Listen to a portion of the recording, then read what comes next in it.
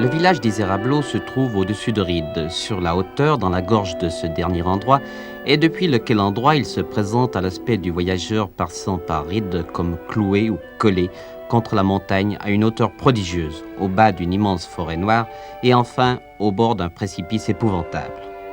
Cette sombre présentation du village d'Isérable est due au docteur Hildebrand Schiner qui, sous le Premier Empire, écrivit un ouvrage sur le Valais, sur le département du Simplon.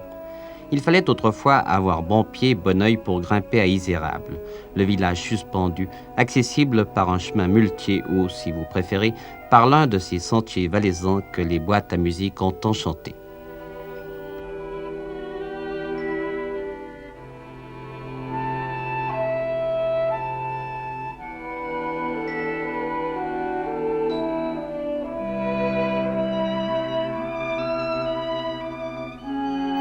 Isérable est accroché à 1116 mètres d'altitude au-dessus des gorges de la Fare. C'était, sous l'Ancien Régime, une seigneurie épiscopale, de la paroisse de Lettron primitivement, rattachée à celle de Ried au XIIIe siècle et autonome en 1801.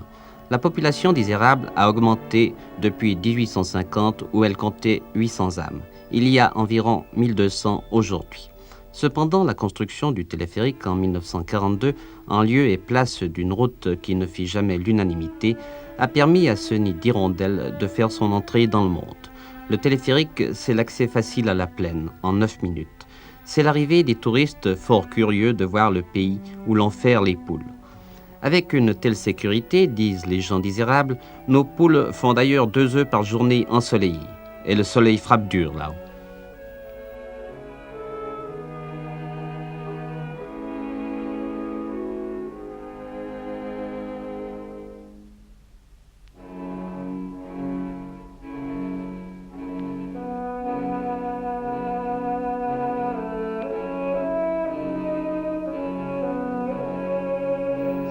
Le téléphérique, c'est enfin l'implantation à Isérable d'une industrie horlogère qui a fixé là une centaine de personnes.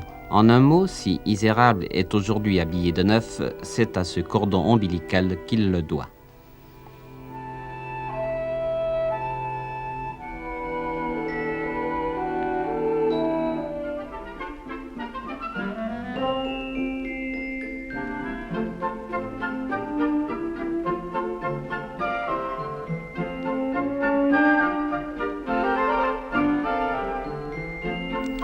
Le village compte aujourd'hui 9 patronymes de souche pure. Ce sont les Crétats, Crétenant, Duc, Favre, Fort, Gillot, Lambiel, Monet et Vouillamo. C'est la race des Béduits. Si les historiens s'accordent difficilement sur la provenance de ce sobriquet, nous retiendrons quant à nous l'explication la plus courante. Les gens d'Isérable sont en effet d'une sobriété, d'une endurance, d'une économie telle qu'ils sont redoutés pour ces qualités, qualités qui leur ont valu le surnom de Bédouins. Bédouin, Béduit, le pas est vite franchi. Retenons pourtant cette anecdote qui veut que les mercenaires d'Isérable, combattant sous l'étendard de Louis XI, aient durant les guerres de Bourgogne ravi le harem du Téméraire pour l'installer à Isérable. Mais comment ne pas posséder de telles qualités dans ce village où durant des siècles ce fut tout d'abord la lutte pour la vie? Les Béduits n'ont pas laissé perdre un pouce de terrain, allant jusqu'à s'encorder pour couper les touffes d'herbe dans les rochers. On ne s'étonnera pas dès lors si Isérable fut à l'époque le grenier de Martigny avec ses champs de blé et de seigle.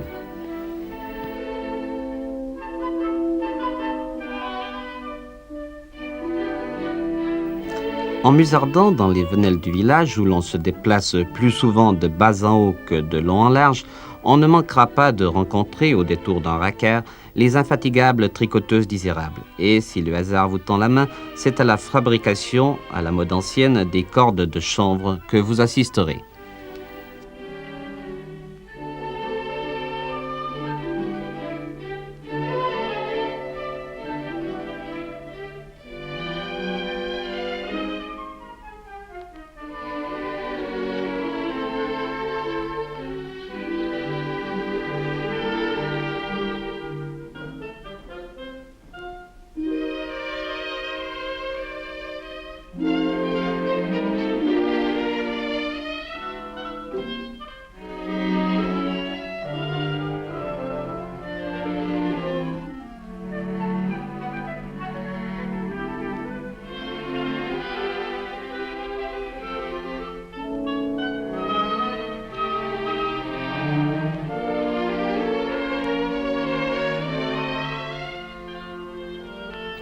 Ces cordes dont les Bedouis font toujours un usage intensif.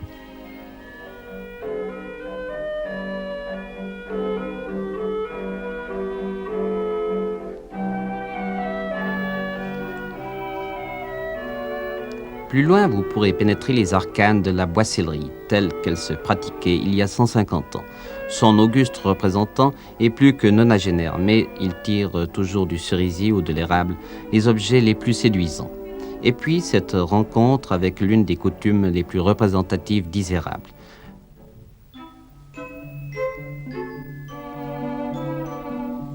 Si ce mode de transport n'est plus généralisé, il est néanmoins ancré dans les mœurs folkloriques du village.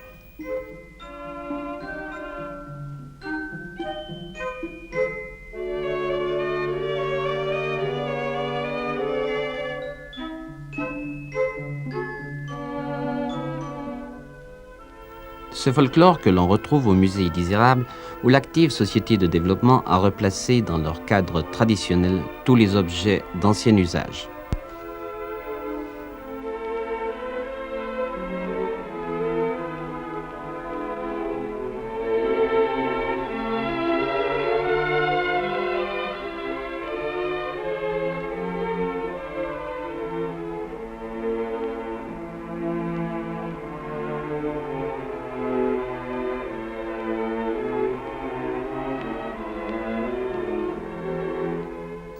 Un peu partout dans le village grimacent d'inquiétants masques de bois.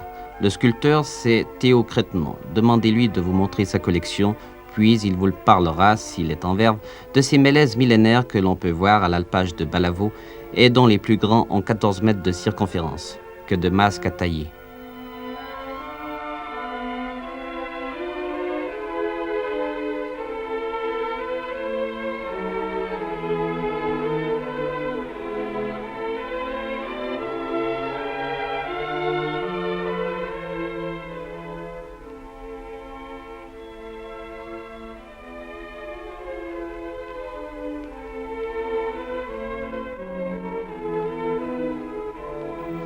Isérable, modeste village alpestre placé là-haut pour nous donner une leçon d'humilité. Isérable, petit pays dont on murmure le nom une fois qu'on est parti.